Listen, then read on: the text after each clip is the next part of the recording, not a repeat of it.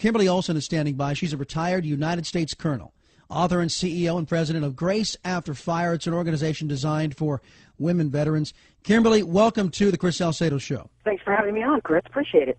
We are big adherents to the Constitution on this program, and your service to your country enables that document to remain in force. Thank you very much for serving the country we all love.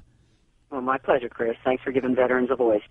Absolutely. You know, we've heard of the Wounded Warrior Project. I love that organization, and when I saw your organization geared specifically toward women, it just went off, a light bulb went off on my head, saying, "Man alive!" Not only because of the integration going on in the armed forces and women taking a more upfront role on the front lines, even when they were in support roles, they were dying for our country.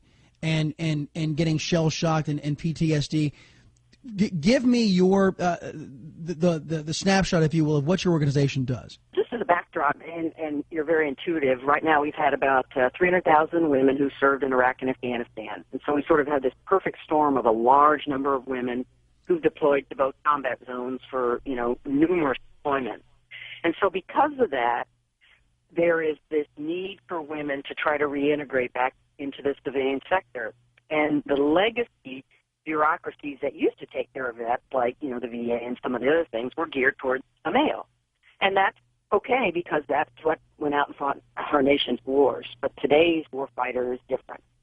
So that's where Grace After Fire steps in. We offer a peer-to-peer program which helps women vets talk to other women vets. We have outreach coordinators throughout the state that I'm from, which is Texas. We have a online, social media, like most nonprofits, that help vets connect to warm body providers, caregivers. But the biggest thing we do, Chris, is basically help women vets help themselves, which I think is really critical for the veteran corps today, is that empowering them to help themselves. Yeah, I had a conversation with Pete Hegseth. You probably know the name. Basically saying, if you want an advanced look at what Obamacare is going to look like for the rest of the country, have a look at today's VA. And you mentioned the Veterans Administration has been there for the male service members, and even that's debatable. So you get these organizations like the Wounded Warrior Project, like Grace After Fire, basically taking up the mantle where our huge government bureaucracy is failing our veterans. But you got to work with them, Chris. I hear you. But the VA is a $9 billion organization, and it is really the only infrastructure out there to get care. And I'm a huge proponent as a female vet of utilizing that system. Otherwise, they won't hire, caregivers, and they won't buy the machinery that's needed. So I really want to hold those legacy systems accountable to all vets, not just a specific aging force or, a certain gender. All veterans deserve care. They've earned it. Yeah, I get what you're saying, and it largely depends on how the VA is run and administered on the chief executive in the country. And since the Obama administration took office, there was a PBS report out there that really sticks in my head to this day. There's two examples I have for you. One is files that are stacked from floor to ceiling in one VA office that posed a safety threat. The files themselves posed a safety threat to the VA workers because of such a huge backlog. That's number one. The other one is a more personal story from a family member of mine. My stepfather served in Vietnam. He, now we're going on half a year, has been trying to get dentures so he can chew his food. And there's such a backlog, and in my view, a lack of organization coming from the top, the Obama administration putting their priorities where they need to be put. That here is a guy who laid it all on the line for his country, and who can't even get a fitting piece of dentures to chew his food as some type of reward from a grateful nation. It's disgusting. It is disgusting, and I imagine you have similar stories from the female perspective as well. Well, certainly, because if there aren't providers that are specialized in women's medicine, it's challenging for women to go and seek help. But, I just want to touch on your Vietnam veteran era.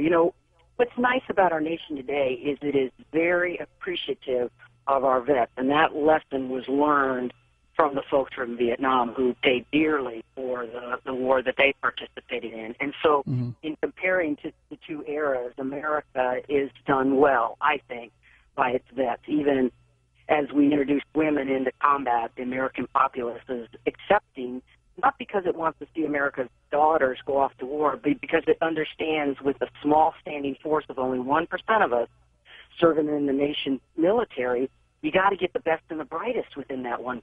And some of those best and brightest are going to be female.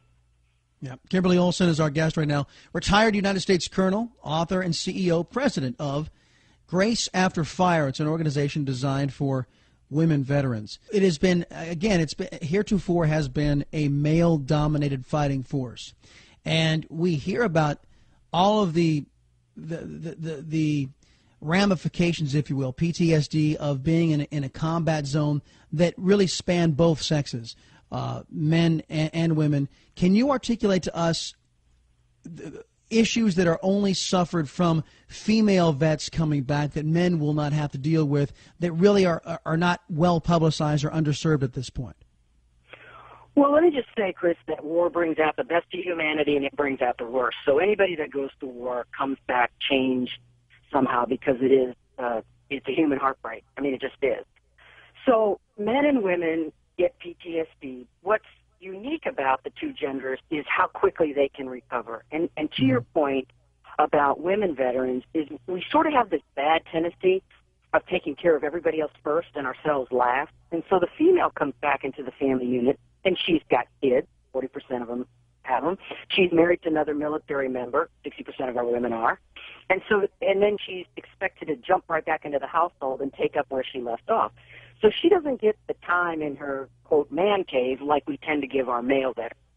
That's number one. Number two is a male veteran will display anger or frustration. He'll go out and buy a motorcycle, or he yaks out. Women don't tend to do that for the most part. We sort of jam things down deep inside, and eventually it'll bubble up, and it comes out in different ways. So that's number two. It's just how we present ourselves when we're struggling. And number three is exactly what we talked to earlier.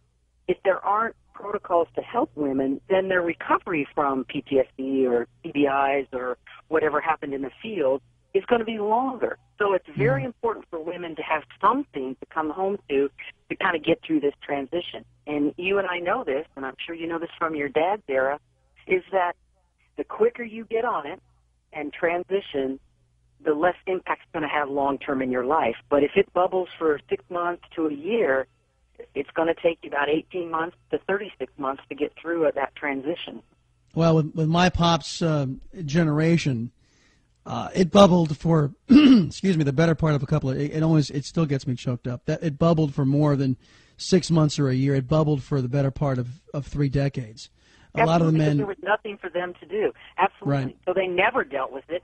And now you see, I mean, again, we should learn those hard lessons from the Vietnam era, that you got to get on this now, even if it's ugly. Open it up, deal with it, and then we're going to move on with your life, because it is a life-impacting event if you can't deal with it in the first year or two.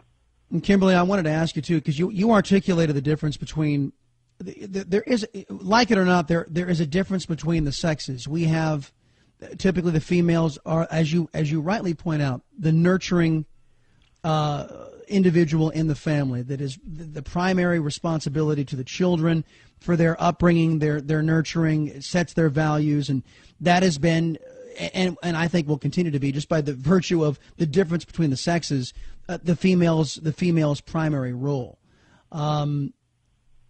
Where, with the integration of women into the fighting force, I just wanted to get your take.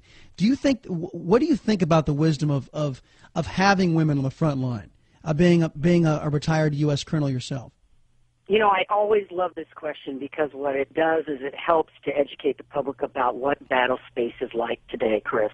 It is not what the movies show, where it's shoot 'em up for, 3 minutes at a pop. It's just not like that. In today's battle space, there are no lines, of the good guy, bad guy. War is all around you. There's just no geographic boundaries when you go into a place like, Iraq or Afghanistan. And the other thing is, it is not all about power and dominance anymore. What goes on in war zones is you have diplomacy going on, you got reconstruction, You've got working with the general populace, because your overall objective is to really win peace, because that's what saves lives and that's what gets the country's objective. And so if you take it from that point that the battle space has changed so much, women are sometimes more suited for that kind of work than actually men are.